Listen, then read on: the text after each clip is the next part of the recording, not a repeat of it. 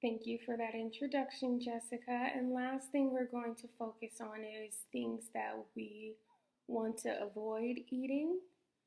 And the first thing we want to avoid eating are fried foods. And the number one reason we want to avoid eating fried foods is because it contains trans fat.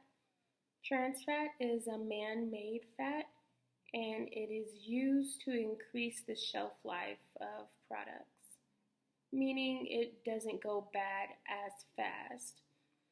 And it has actually been banned in over 5 countries, Canada being one of them.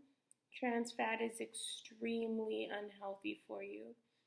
It's an unsaturated fat. It's made from unsaturated fat to a saturated fat. And saturated fat is the unhealthy type of fat for our body.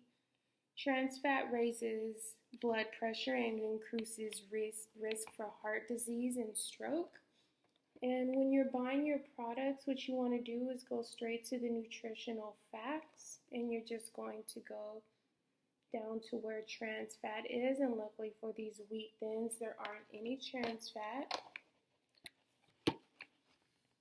Next thing we want to avoid is high amounts of sodium. Of course, we do need sodium in our daily diet, but once it becomes excessive, it becomes bad for us. What you want to have is just 1 teaspoon a day of sodium. The average American has roughly 2.5 teaspoons of sodium daily, and that's really unhealthy. Our kidneys filter out all the unnecessary sodium that we intake. And once our kidneys have to work overtime, that's when the health issues begin.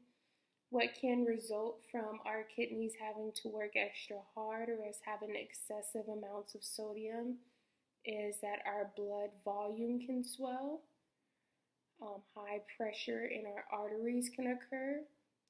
We can have heart failure, which of course leads to death in most cases.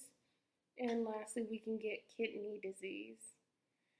And the last thing we're going to go over is high amounts of sugar. Of course, we do need sugar as well in our daily diet, but of course, too much of something is never good. So an example of that is, let's say we want to have juice to increase our sugar intake. What we should be having is just 1 cup of juice.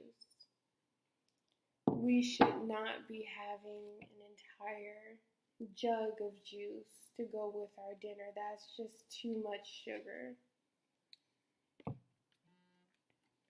And lastly, we're just going to have our conclusion done by Jessica.